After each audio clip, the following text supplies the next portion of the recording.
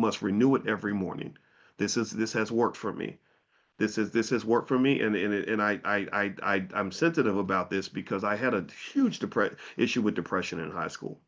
I was really sad in high school, and I regret it every day. That's why I'm like the overzealous dad when I'm driving Taylor to school, because I'm like, okay, make sure you're happy. How's your day? Are you feeling good? You know, come on, today's gonna be a great day. And she thinks I'm half crazy, and the reason I'm doing that is because I'm like, I just don't want you to go through what I went through.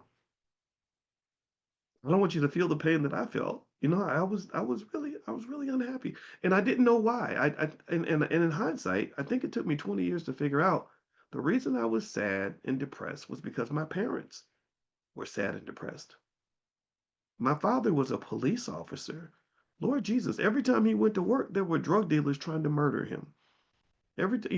He was a Vietnam veteran. When he was 17 and went to Vietnam, they pushed him out of the airplane and he slept in a bunker in a ditch that night and had to hear mortar fire going off in Vietnam. So of course the heroin was an escape to get away from the hellhole that this damn government put him into over their useless war that was fought over some rich guy's money. Right? My mother has gone through only God knows what. My mother had a depression issue, and she talks about that living in fear. I don't know exactly what she was afraid of. I don't know exactly everything that happened to her, but I know that it must have been bad. And so because of that, the energy in the house was not always usually positive. Even if you came in and you said something positive, somebody would say something negative that would kind of neutralize the positive statement. So I became obsessed with positivity, I think, when I moved out of the house because I suddenly realized that about 19, suddenly it's like the sun came up and suddenly optimism became possible, and I read books about it and about attitude, and I learned a long time ago attitude is everything. Your attitude about anything you do is everything. That's why I always say I always win even if I lose. Like that's literally something I believe to the core, and I believe it's true for you as well if you are willing to consider and embrace this. You always win even when you lose. If you have the right attitude and you never give up and you always do your best, I tell my son, I say you're a winner because you showed up as a man and you did your absolute best you could do, and you're working to improve yourself every day, and you're pushing forward, and you have goals and dreams, and that's a winning attitude. So you win with your attitude. You don't win just with the outcome. The outcomes are going to vary, but the attitude can remain the same. Do you understand what I'm saying?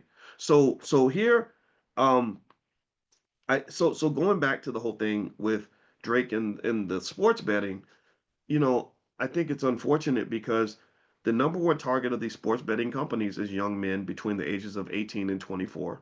Uh, Up to 35 is about when the cutoff happens. Because about 35, you done fucked up enough that you realize like, okay, I got to get it together because I got kids and I got a wife now or a husband or whatever, and I got to make better decisions.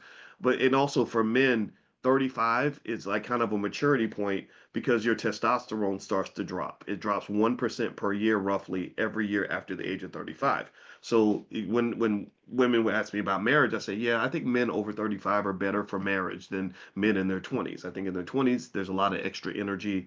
You're figuring some things out. I think after 35, it's like, okay, I'm ready now, right? Again, it depends though, because you got a lot of DGs, disappointing grown-ups out here, like D1 likes to say. Or and by the way, D1, has anybody seen D1?